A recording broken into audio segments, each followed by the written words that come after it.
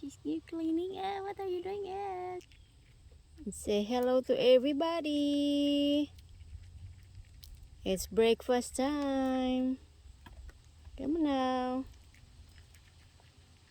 She always waiting here in the back door. And she get her breakfast. Yeah. Thank you for watching, guys. And don't forget to click subscribe. Show us some love. Thank you.